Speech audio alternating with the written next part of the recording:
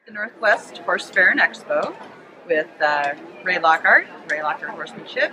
Raye, I'd like to ask you, what inspired you to be a horse trainer? What inspired me to be a horse trainer? Well, I've loved horses since I was 4 or 5 years old, but I was never allowed to have a horse because my mom was deathly afraid of it.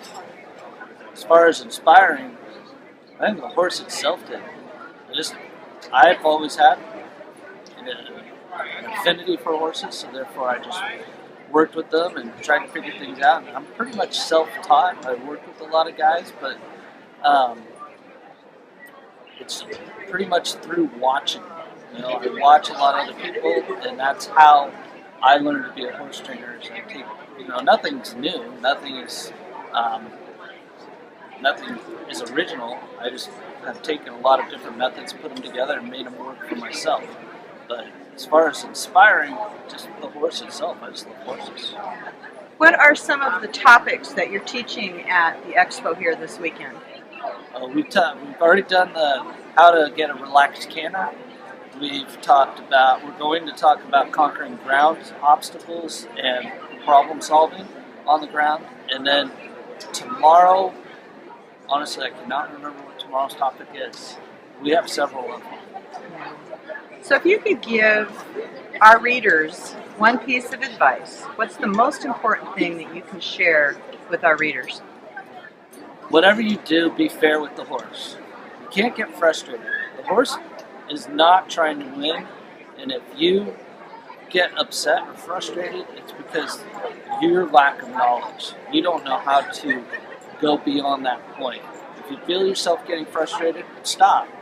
Don't worry about ending on a good note. Just stop. You can tie the horse up, or you can put it away and then come back and work with the horse some more. But wait till your emotional level comes down. A horse is an associative animal.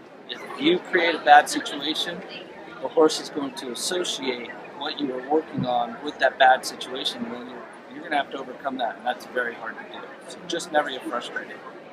Raye, you did an article with us recently about loose horse and your experience with riding a horse that was a little inexperienced, and all of a sudden a horse comes charging through the trail.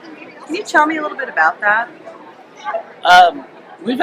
I've actually had several instances with loose horses. Once it was mine, and several times it's someone else's.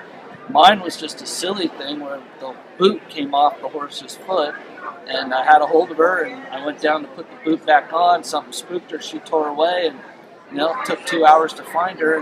And I was lucky that the rangers knew what they were doing, and my horse she took off, went to the top of the hill, just like I've told you they would. And she went to the top of the hill, and she was there for about 2 hours. And the way we know where she went is she was wearing my GPS, and it was on tracking mode, so I could see where she was at the whole time.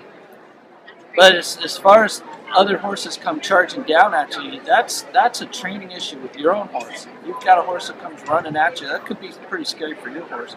You need to have the control, the seat, and really you have to have the confidence and the ability to take control of your own horse. The other horse isn't the danger at that time. It's more of what you're going to do next. Yeah.